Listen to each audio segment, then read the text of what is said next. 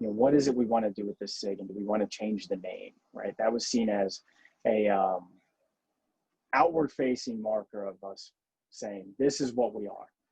And it was at that time that we agreed to change the name. Then we had a number of names proposed.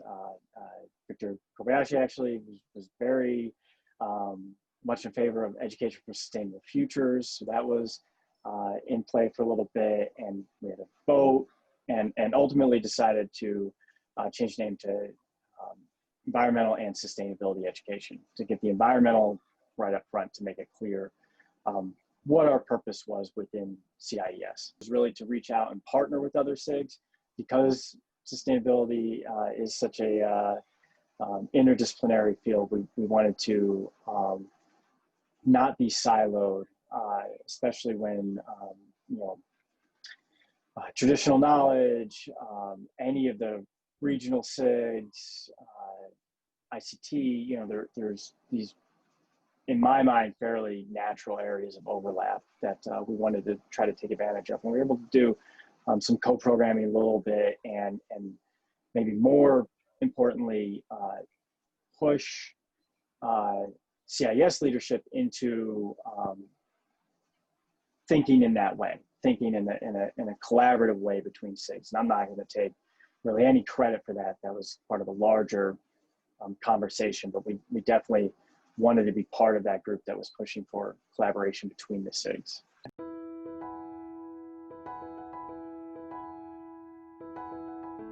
I think we were able to put on some pretty good highlighted panels during that time. And one approach that we had that I don't think is unique to us at all, or me at all, or anything like that, but we tried to create panels that really had a mix of senior scholars, maybe mid-career professionals, and people just starting out, or grad students, to really try to boost, for lack of a better term, and support is probably the better way to phrase it. Support the people just entering the field. One of the things I really appreciate and love about CIES is that, at least my experience, which probably not universal, but my experience,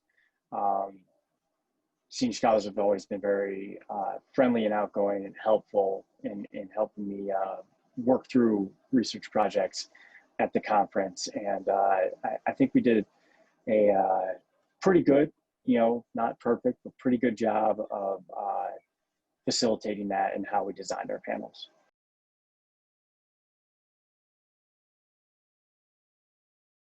And I would guess that a lot of SIGs have this issue. I think what we really wanted to do was have a year-round network of participation, and speaking of the website and social media and things like that, try to take the connections that are formed at the conference, or the connections that weren't able to be formed at the conference because of timing, or people weren't able to attend or whatever reason, and allow those to continue throughout the year. And it's something we really struggle with, and just I would, to being frank, I think I dropped the ball on that a little bit. We really had a lot of great ideas in the business meetings on how to do that, and just facilitating that and pushing that forward was just always a struggle. And I think everybody's really excited at the conference, and it can be a little bit challenging to keep that enthusiasm going. I definitely felt that as well as the chair.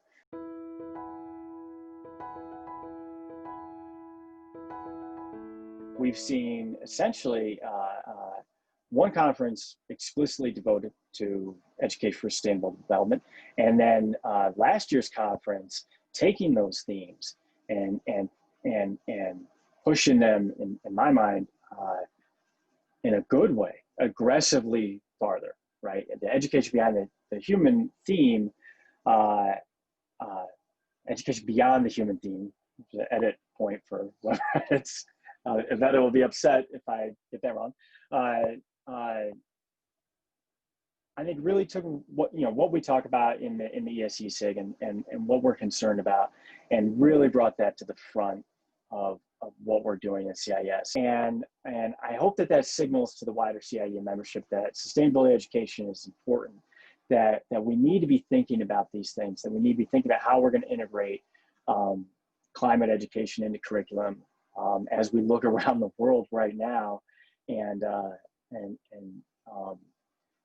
I hope that there's space to challenge many of the assumptions within comparative ed through a lens of sustainability education. It's my impression that what we're talking about in ESE SIG is being mainstreamed within CIES. That would be the biggest change that I've seen since I joined the SIG.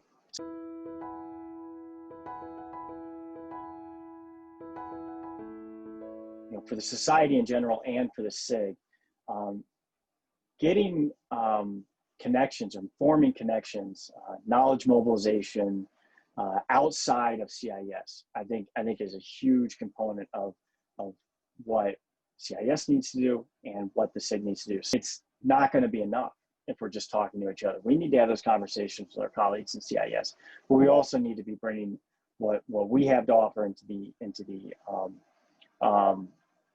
larger conversation, the policy conversation,